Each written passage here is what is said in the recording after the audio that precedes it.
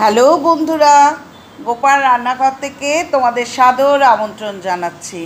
বন্ধুরা, আজকে নিয়ে এসেছি আবার একটা ছোট মাছের আইটেম, সেটা হচ্ছে মৌরালা মাছের বাটি চচ্চড়ি।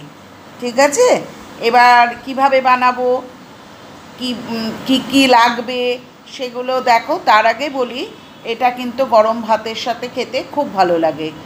যদিও আজকাল এই মাছগুলো কাটার ঝামেলার জন্যে লোকে আনতে পারে না, তবে নতুন রাঁধুনিদের সুবিধার্থে জানাচ্ছি যে বাজারে যদি একটু পয়সা বেশি দাও তাহলে কিন্তু এই মাছগুলো বাজারের বিভিন্ন মাসিরা কেটে দেয়। ঠিক আছে, সুতরাং ঝামেলার কিচ্ছু নেই, ঝামেলা মনে করলেই ঝামেলা।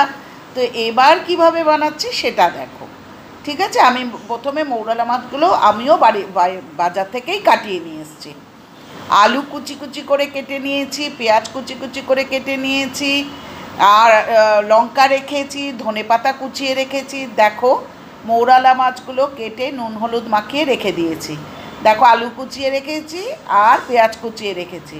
কড়াইতে কিন্তু সামান্য তেল, আমি কিন্তু খুব কম তেলে রান্না করা পছন্দ করি। আমি প্রায় 2-2.5 চামচ মতো তেল দিয়ে মৌরালা মাছগুলোকে কিন্তু এবার ভালো করে ভেজে নেব। নুন হলুদ যেটা ম্যারিনেট করে রেখেছি সেগুলো একটু কড়কড়ে করে ভেজে রাখব। এবার এক্ষেত্রে একটা কথা বলার বন্ধুরা, সেটা হচ্ছে যে মুসুরের ডাল, গন্ধরাজ, লেবু, এরম কড়কড়ে মৌরালা মাছ ভাজাও কিন্তু খেতে খুবই ভালো লাগে। ঠিক আছে, আমার মাছগুলো দুপিট ভালো করে ভেজে কড়াইতে কালো জিরে এবং শুকনো লঙ্কা ফোড়ন দিয়ে আমি পেঁয়াজগুলোকে দিয়ে দিলাম প্রথম। তারপর দেখো যে আলুটা কুচিয়ে রেখেছি, যেহেতু বাটি চচ্চড়ি বলেছি, সুতরাং দেখো পেঁয়াজটাকেও কিন্তু ভালো করে, আলুটাকেও ভালো করে ভেজে নিচ্ছি। নুন দিলাম, পরিমাণ মতো নুন দিলাম। নুনের তো নির্দিষ্ট পরিমাণ হয় না, যে যে পরিমাণে করছো সেই অনুযায়ী নুনটা দেবে।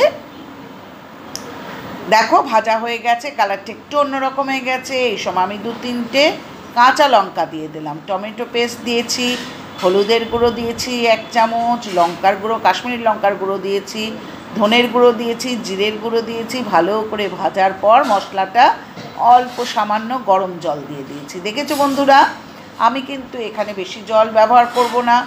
আচ্ছা, এরপর আমি ভেজে রাখা যে সমস্ত মৌরালা মাছগুলো, সেগুলো কিন্তু আমি এই আলু এবং পেঁয়াজের মধ্যে ছেড়ে দিচ্ছি।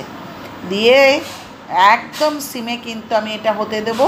দেখবে আলুটা সেদ্ধ হয়ে গেছে। এই মতো অবস্থায় আমি ওপর থেকে ধনেপাতা কুচিয়ে, দেখো ওপরে কাঁচা লঙ্কা দিয়ে আমি মৌরালা মাছের চচ্চড়িটা নামিয়ে ফেলেছি। ঠিক আছে, বাটি চচ্চড়ি যেটা, এটা গরম ভাতের সাথে খেতে খুবই ভালো লাগে, একবার করে খেও। আর এখন এই তো অনুষ্ঠান বাড়িতে হয় না, তবে সেই জন্যেই মানুষ ফ্রেস্ট আসলেও করে খাওয়াতে পারো, কারণ মানুষ এগুলো খেতে পছন্দ করে। আর আবার কাজের কথাই বলি, পুরনো বন্ধুরা যেভাবে সমর্থন করছো, আমি রিয়েলি তোমাদের কাছে গ্রেটফুল, অত্যন্ত কৃতজ্ঞ, অশেষ ধন্যবাদ।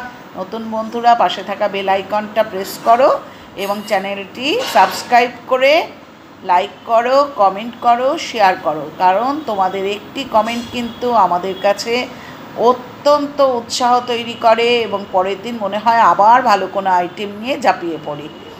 হ্যাঁ, একটা যে কোনো রেসিপি নামাতে গেলে কিন্তু ভীষণ পরিশ্রমের প্রয়োজন। সেটার পেছনে শুধু রান্না নয়, এডিটিংয়ের কাজ থাকে, সমস্ত ভয়েস ওভার দেওয়া থাকে, তারপর সমস্ত কিছুই থাকে। সুতরাং তোমরা আমাদের উৎসাহিত করো, আমাকে কেন, সমস্ত বন্ধুদের। ভালো থেকো বন্ধু। ঠিক আছে, আজকে আসি, আবার পরের দিন আসবো নতুন কোনো আইটেম নিয়ে।